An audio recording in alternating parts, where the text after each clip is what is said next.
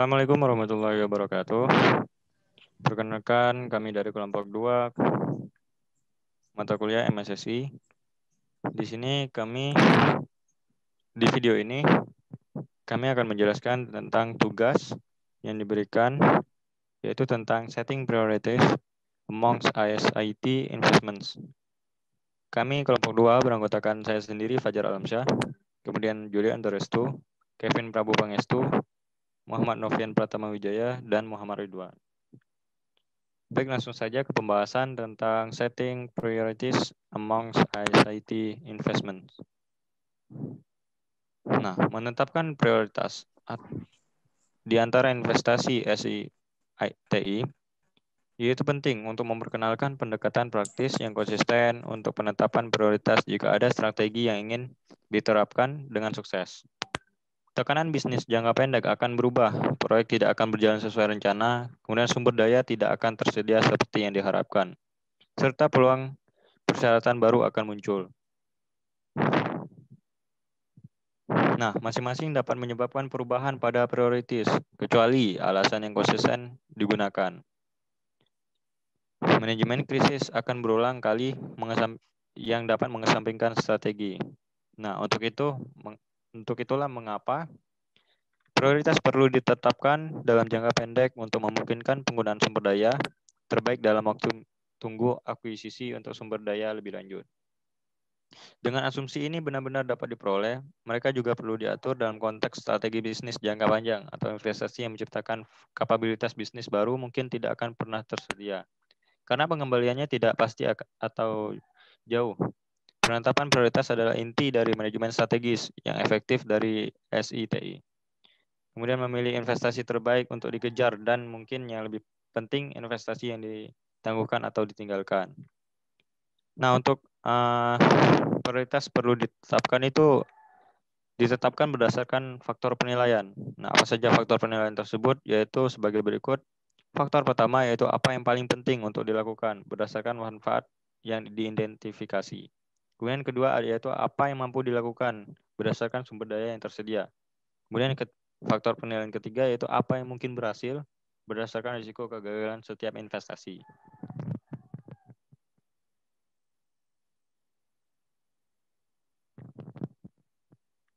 Nah, kemudian dalam penelitian sekitar 80% organisasi dianggap sebagai yang pertama, yaitu prioritas ditetapkan berdasarkan, ada juga prioritas ditetapkan berdasarkan faktor keinginan atau imbalan yang diharapkan.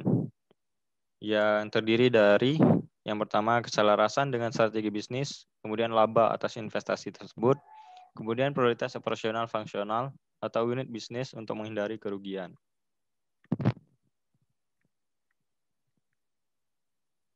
Kemudian ada lagi sebagian besar 60% juga memasukkan ukuran yang biasanya berarti biaya atau durasi investasi untuk menghindari komitmen pada satu proyek besar dan menghalangi pelaksanaan berbagai proyek yang lebih kecil. Yang mempertimbangkan kemampuan dan berbagai aspek risiko, namun organisasi yang kurang berhasil tidak memperhitungkan faktor lain terkait dengan kapabilitas yang dibutuhkan atau risiko dari investasi yang dimaksudkan. Nah, yang umumnya dimasukkan oleh organisasi tersebut yang lebih sukses, tetapi tidak oleh yang lain adalah sebagai berikut. Yaitu faktor pertama, menyeimbangkan risiko di berbagai jenis investasi, yaitu dalam kurung komersial, teknis, dan keuangan. Kemudian faktor kedua yaitu adalah melihat dari ketersediaan infrastruktur. Ketiga, penggunaan sumber daya bersama. Keempat, keterampilan SITI dan sumber daya bisnis serta pengetahuan yang tersedia. Kemudian yang kelima adalah saling ketergantungan proyek. Singkatnya, organisasi yang lebih berhasil dalam memberikan manfaat dari investasi ISIT yaitu mempertimbangkan faktor keinginan dan kelayakan ketika menetapkan prioritas, yaitu penghargaan dan risiko, sedangkan yang kurang berhasil terutama mempertimbangkan keinginan dan kurang memperhatikan kelayakan, yaitu penghargaan tetapi bukan risiko. Itu adalah salah satu alasan utama mengapa banyak dari mereka atau organisasi-organisasi yang relatif tidak berhasil. Mereka memilih terlalu banyak investasi yang tidak dapat berhasil dilaksanakan. Kemudian ada materi selanjutnya, yaitu tentang menetapkan prioritas di berbagai jenis investasi dalam portofolio, kemudian menetapkan prioritas di seluruh portofolio. Yang materi kedua ini akan disampaikan oleh Saudara Novian, Muhammad Novian Pratama Wijaya. Kepada Saudara Novian, saya persilakan untuk menjelaskan materi kedua. Baiklah, terima kasih moderator. Baiklah, saya akan menjelaskan tentang menetapkan prioritas di berbagai jenis investasi dalam portofolio. Investasi infrastruktur biasanya dianggap serupa atau setara dengan investasi aplikasi operasional utama. Infrastruktur baru dengan sendirinya tidak dapat memberikan keunggulan kompetitif atau mencapai tujuan bisnis. Tetapi mungkin penting untuk pengembangan aplikasi yang akan dibahas dalam bab 11. Seperti sebelumnya, banyak prioritas relatif yang disebabkan oleh ketergantungan antar aplikasi dan infrastruktur. Sebagian besar model lain yang kami lihat adalah varian dari dua pandangan ini, yang mengklasifikasikan investasi dalam bentuk kombinasi kontribusi yang diharapkan dan kelayakan pencapaian. Banyak organisasi yang telah kami pelajari menemukan bahwa mengkategorikan atau mengklasifikasikan investasi ke dalam jenis yang berbeda sangat membantu dalam memungkinkan manajemen untuk memvisualisasikan pola investasi dan dalam meningkatkan diskusi dari tingkat proyek individu ke portofolio keseluruhan. Untuk melengkapi bagian awal dari bab ini, pembahasan berikut merupakan kategori portofolio aplikasi untuk memberikan contoh opsi dan masalah dalam penjualan prioritas di seluruh jenis investasi SITI. Mengingat bahwa imbalan dan risiko investasi relatif sama dalam setiap segmen dari portofolio aplikasi, menetapkan prioritas dalam suatu segmen tidaklah terlalu sulit. Setelah memeringkat investasi berdasarkan manfaat yang diungkapkan serupa, prioritas akan dimodifikasi dengan menilai penggunaan dana dan atau perdaya yang diharapkan untuk memaksimalkan potensi pengembalian dari sumber daya yang tersedia. Kadang-kadang dikenal sebagai pemeringkatan menurut indeks profitabilitas. Ketika manfaatnya sebagian besar bersifat finansial, sumber daya biasanya menyiratkan staf IS atau TI spesialis karena mereka biasanya merupakan faktor penghambat. Tetapi dalam beberapa kasus, sumber daya dapat berupa spesialisasi bisnis. Meskipun ini cenderung membatasi pilihan untuk satu atau dua aplikasi daripada beberapa. Terakhir, peringkat ini harus diubah dengan mempertimbangkan risiko yang memengaruhi setiap proyek untuk memastikan bahwa tidak hanya proyek berisiko tinggi yang ditangani, yang tidak akan menghasilkan apapun. Risiko kemudian dapat dimasukkan sebagai kontingensi dalam waktu, biaya, dan sumber daya, atau dengan mengurangi manfaat yang diharapkan, atau dalam beberapa kasus keduanya, dan kemudian prioritas dihitung ulang. Dalam segmen dukungan, menetapkan prioritas relatif mudah. Mereka yang memiliki manfaat ekonomi terbesar yang menggunakan sumber daya paling sedikit harus mendapatkan prioritas tertinggi. Ini akan mendorong pengguna untuk mengungkapkan keuntungan finansial dan mencari solusi yang efisien sumber daya. Seperti paket perangkat lunak atau aplikasi penyediaan dari awan untuk mendapatkan prioritas. Sebagian besar organisasi berpengalaman dalam memberikan aplikasi dukungan dan akibatnya mereka cenderung memiliki risiko yang relatif rendah. Konsekuensi utama dari kegagalan adalah uang yang terbuang percuma daripada kerugian bisnis yang signifikan. Oleh karena itu, peringkat akhir harus memungkinkan adanya risiko finansial relatif dari investasi tersebut. Baiklah, materi selanjutnya akan disambung oleh Saudara Kevin. Kepada Saudara Kevin, dipersilakan. Ya, terima kasih kepada Saudara Novian. Saya akan melanjutkan penjelasan dari Saudara Novian. Di sisi lain segmen dukungan ini ada segmen strategis. Alasan utamanya segmen strategis ini adalah memberikan prioritas pada investasi yang akan berkontribusi paling besar untuk mencapai tujuan bisnis. dan menggunakan sumber daya paling sedikit dalam proses. Untuk penilaiannya, banyak organisasi menggunakan beberapa bentuk matriks putusan sederhana dalam menilai kontribusi strategis relatif dari investasi yang berbeda terhadap skala tertimbang 1 sampai 5 misalnya. Atau peringkat tujuan bisnis. Contohnya tinggi, sedang, rendah, dan seperti itu. Dan kemudian menjelaskan sejauh mana investasi potensial relevan untuk mencapai masing-masing tujuan. Nah, hal ini menghasilkan skor atau nilai untuk setiap investasi potensial berdasarkan tingkat kontribusi yang diharapkan untuk tujuan bisnis. Seperti semua alat pendukung putusan, ini tidak boleh digunakan secara mekanis.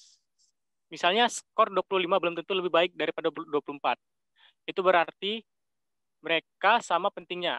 Sekali lagi, dengan membagi skor dengan jumlah sumber daya, dana, atau orang yang dibutuhkan, kontribusi relatif dari kemampuan yang tersedia dapat dimaksimalkan, terutama dalam jangka pendek. Sekali lagi, risiko relatif dari setiap investasi dapat digunakan untuk mengubah peringkat dengan mempertimbangkan kemungkinan dan tingkat keparahan kombinasi risiko keuangan, teknis, dan organisasi yang teridentifikasi.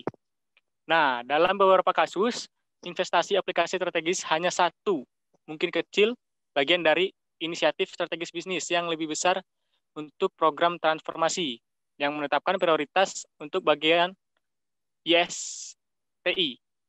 Berdasarkan pada pentingnya inisiatif dalam mencapai kontribusi yang diharapkan untuk bisnis strategi.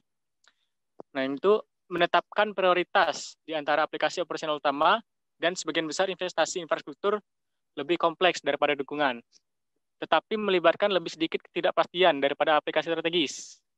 Argumen untuk pada dasarnya akan dirasakan ada beberapa dari hal-hal berikut yang argumen pada aplikasi strategis ini. Yang pertama itu pengembalian finansial yang diharapkan. Yang kedua, mencapai tujuan bisnis tertentu, baik secara langsung atau dengan memungkinkan perkembangan lain. Yang ketiga, resiko terhadap kinerja bisnis saat ini yang ditangani oleh investasi, termasuk kepatuhan terhadap peraturan. Yang keempat, kapabilitas baru melalui peningkatan infrastruktur. Nah, masing-masing bidang manfaat ini harus diberi beberapa bentuk pembobotan preferensi dengan cara mirip dengan investasi strategis. Tetapi berdasarkan situasi bisnis saat ini, untuk memutuskan campuran manfaat yang disukai sebelum melihat kendala, sumber daya, kemudian biaya dan atau sumber daya yang digunakan oleh setiap proyek harus dibandingkan dengan kepentingan kumulatifnya di masing-masing dari empat kategori itu untuk menetapkan prioritas keseluruhan. Aplikasi yang mendapat skor tinggi di keempat alegori di atas jelas lebih diprioritaskan daripada aplikasi yang mendapatkan skor tinggi dalam 1, 2, atau 3 kategori per individu kategorinya. Dan aplikasi yang memiliki peringkat serupa dalam peringkat menggunakan sumber daya yang lebih sedikit harus mendapat prioritas. Ini adalah metode subjektif, tetapi memungkinkan untuk memasukkan perspektif strategis, keuangan bisnis, dan TI.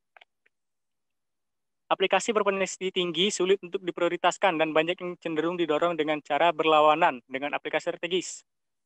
Sumber daya apa yang tersedia untuk melakukannya dan kemudian aplikasi mana yang paling baik menggunakan sumber daya itu.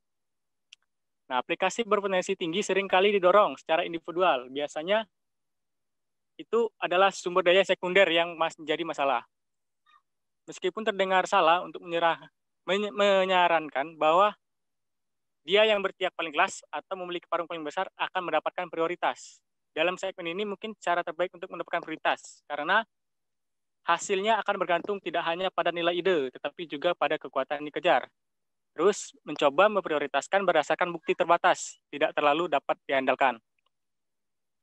Jika evaluasi potensi tinggi diperlukan untuk memutuskan bagaimana melanjutkan dengan aplikasi strategis atau investasi dalam jenis infrastruktur baru, maka prioritas sumber daya dapat diputuskan berdasarkan versi sederhana dari analisis opsi nyata yang dijelaskan sebelumnya. Jika tidak, sebuah ide baru berpotensi mempengaruhi banyak tujuan bisnis. Ide tersebut harus dinaikkan di atas perebutan umum untuk sumber daya jenis lead bank. Dalam pembahasan bawah ini, dalam pembahasan ini, aplikasi berpotensi tinggi tidak dianggap bersaing untuk mendapatkan dana SITI, tapi didanai oleh anggaran umum R&D. Tapi tentu saja mereka mungkin bersaing untuk mendapatkan keterampilan atau sumber daya utama. Nah, sekian dari saya kembalikan ke moderator.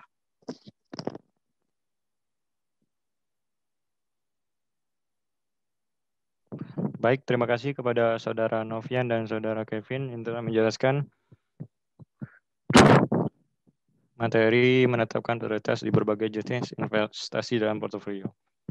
Oke, selanjutnya ke materi menetapkan prioritas di seluruh portofolio. Nah, untuk materi ini akan dijelaskan oleh Saudara Julio. Kepada Saudara Julio, saya persilakan untuk menjelaskan. Baik, terima kasih moderator. Di sini saya akan melanjutkan penjelasan yaitu tentang menetapkan prioritas di seluruh portofolio. Tugas selanjutnya adalah menetapkan prioritas di seluruh segmen portofolio untuk memutuskan berapa banyak sumber daya atau dana yang akan dicurahkan untuk berbagai jenis investasi. Ini tidak sederhana karena alasan investasi di setiap segmen sangat berbeda. Namun, logika yang dibahas untuk aplikasi operasional utama dapat digunakan sampai batas tertentu untuk mencakup seluruh portofolio. Aplikasi strategis akan selaras dengan tujuan bisnis, sedangkan aplikasi pendukung harus memberikan keuntungan finansial yang baik. Manajemen harus memutuskan pembobotan keseluruhan yang ingin mereka berikan untuk setiap jenis manfaat yang akan dipengaruhi oleh kondisi ekonomi dan bisnis, baik yang berlaku maupun yang diharapkan. Salah satu perusahaan yang kami pelajari segera setelah krisis keuangan tahun 2008 membutuhkan investasi pada tahun pertama untuk menghasilkan tabungan yang cukup pada tahun kedua dan ketiga untuk mendanai sebagian besar proyek pada tahun-tahun tersebut. Strateginya sekitar 80% berhasil. Kemungkinan keseimbangan pembobotan disesuaikan setelah tahun pertama untuk berkonsentrasi pada tujuan selain penghematan biaya. Perusahaan asuransi tidak begitu peduli tentang biaya, tetapi memiliki keraguan serius tentang jumlah perubahan yang tersirat, tekanan pekerjaan pada profesional utama, dan risiko yang ditimbulkan terhadap kinerja bisnis, sehingga menjadwalkan proyek untuk meminimalkan gangguan menjadi faktor pembobotan utama.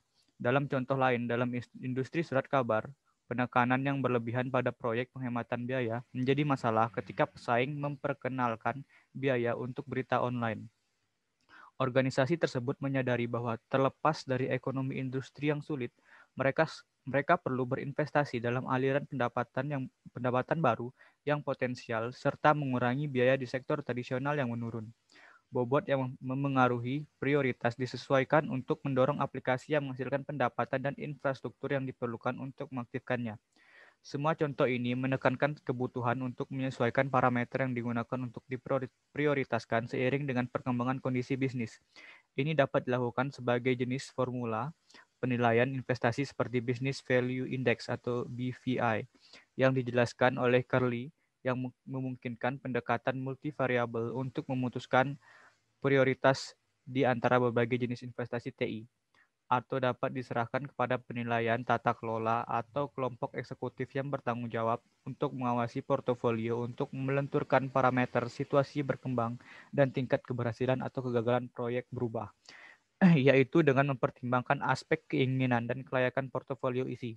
Pendekatan yang terakhir ini dapat berisiko jika kelompok tata kelola terlalu sering menyetel ulang prioritas yang mengakibatkan produktivitas sumber daya rendah atau menjadi tidak konsisten dalam penerapan faktor pembobotan dan secara efektif kembali ke pendekatan ad hoc.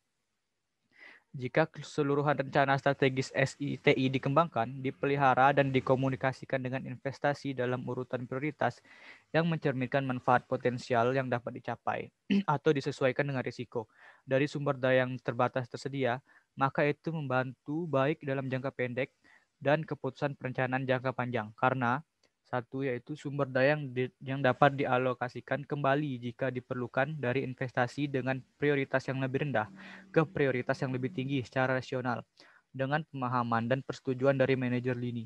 Yang kedua adalah tingkat sumber daya yang sesuai untuk masa depan dapat ditetapkan dan tindakan yang diambil untuk mendapatkan jenis sumber daya yang tepat untuk memenuhi permintaan berdasarkan pemahaman tentu manfaat yang dapat dicapai. Maka, sangat mungkin untuk menghasilkan sistem perencanaan yang membuat rencana dan pemanfaatan sumber daya tetap mutakhir. portofolio harus terlihat oleh semua yang terlibat untuk membantu pemahaman tentang alasan kepentingan relatif dan investasi tertentu dan mengapa prioritas dan alokasi sumber daya berubah, ketidakpastian dan kurangnya transparansi jauh lebih merusak strategi daripada diskusi dan rekonsiliasi masalah nyata.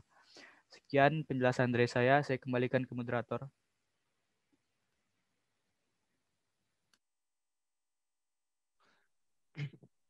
Baik, terima kasih kepada Saudara Julio yang telah menjelaskan materi menetapkan prioritas di seluruh portofolio.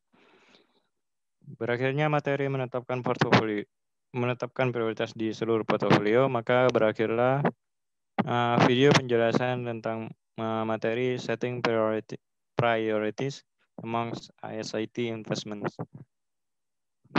Kami kelompok 2, saya sendiri Fajar Alamsyah selaku moderator.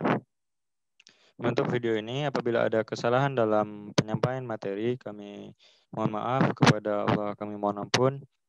Wabillahi taufiq wal hidayah. Wassalamualaikum warahmatullahi wabarakatuh.